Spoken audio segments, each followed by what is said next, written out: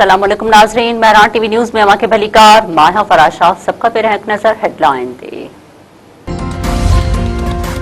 पाकिस्तान ऐं नार्वे पारां गडियल क़ौमुनि जे चार्टर तहत तकरारनि जे हल ते इतफ़ाक़ मुख़्तलिफ़ मुआहिदनि ऐं मफ़ाहमती याददाश्तुनि खे जल्द हतमी शक्ल ॾियण जो फ़ैसिलो। नायब वज़ीर-ए-आज़म इसहाक़ डार नार्वे जे परॾेही वज़ीर सां गॾु प्रेस कॉन्फ्रेंस कंदे चयो आहे त भारत सिंध तास मुआहिदो मुअत्तिल करे छिकताइण वारी सूरतहाल में वधीक शिदत आंदी आहे।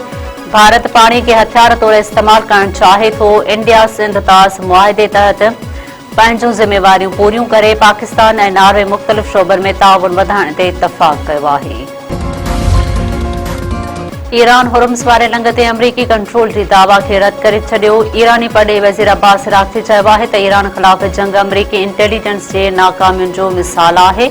हुर्मुज़ वारे लंघ ते उन खां वॾो ग़लति अंदाज़ो लॻायो पियो वञे। जाली ख़बरुनि खां वधीक ख़तरनाक जाली इंटेलिजेंस आहे। ईरान ख़िलाफ़ जंग डिघी थियण जो असर केतिरनि ई अमरीकी फ़ौजियुनि पारां ख़ुदकुशीअ जी कोशिश जो इंकिशाफ। अमरीकी न्यूज़ वेबसाइट जी रिपोर्ट मूजिब सामुंडी ॿेड़े इब्राहिम लिंकन मां केतिरनि ई फ़ौजियुनि समुंड में टिपो ॾियण जी कोशिश कई। जहाज़ जे अमले केतिरनि ई अहलकारनि खे ईअं करण खां रोकियो। रिपोर्ट में सामुंडी ॿेड़े में ख़ोराक ऐं ॿियनि बुनियादी ज़रूरतुनि जी खोट जी बि दावा। अमरीकी सेनेटर वाक़े जी जांच कराइण जो मुतालबो करे छॾियो। पासदारान इनक़लाब खे दुश्मन जी सरज़मीन ते हमलनि जी सलाहियत हासिल करण जो हुकुम। ईरान जे सीनियर ब्रिगेडियर जनरल रज़ा नक़वी जो चवणु आहे त पासदारान दुश्मन जी सरज़मीन ताईं हमलनि जी सलाहियत वधाइनि। जंग दुश्मन जे इलाइक़े ताईं खणी वञण जो क़ाबिल हुजणु घुरिजे। ब्रिगेडियर रज़ा नक़वी पंहिंजे बयान में चयो आहे त अमेरिका जी जंगी बजट ईरान जे दिफ़ाई बजट खां 100 भेरा वधीक आहे। दुश्मन जा समूरा 14 मक़सद नाकाम बणाए छॾिया आहिनि। मुल्क जे मुख़्तलिफ़ इलाइक़नि में अॼु खां 15 अगस्त ताईं बरसात जी अॻकथी। सियालकोट ऐं लाहौर में तूफ़ानी बरसात सबबि अरबन फील्डिंग जो ख़दशो ज़ाहिर। इस्लामाबाद, रावलपिंडी, मर्दान, स्वाबी, गुजरांवाला ऐं गुजरात में वसकारे जो इम्कान। कश्मीर ऐं गिलगित बल्तिस्तान में तेज़ हवा ऐं गजगोड़ सां वसकारे जी अॻकथी। मरी, गलियात ऐं कश्मीर जे पहाड़ी इलाइक़नि में लैंडस्लाइडिंग जो बि ख़तरो। मौसमियात खाते पारां सिंध जे मुख़्तलिफ़ इलाइक़नि में पिणु बरसात जी अॻकथी सां गॾु थरपारकर, उमरकोट ऐं ख़ैरपुर में किथे किथे गजगोड़ सां वसकारे जो इम्कान।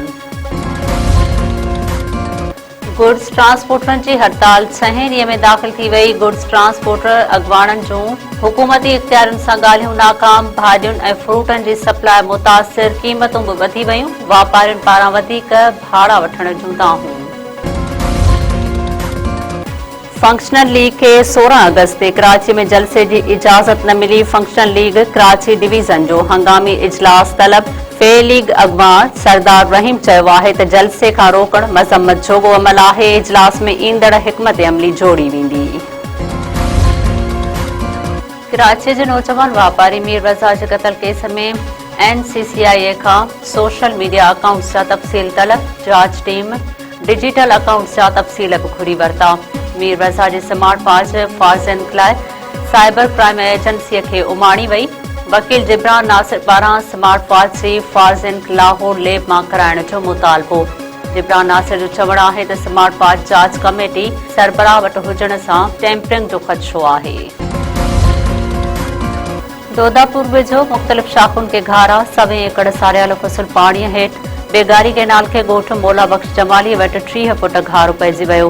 कोटड़ी शाख खे ॻोठ बख़्शण ब्रोहीअ वटां 15 फुट घारो। ॻोठ रहीम बख़्श मलखाणीअ वटां ताजा शाख खे 20 फुट घारो। फसल सख़्त मुतासिर। पाणी आबादीअ ॾांहुं वधणु लॻो। ॻोठाणा पंहिंजी मदद पाण तहत घारा बंदि करण में मसरूफ़।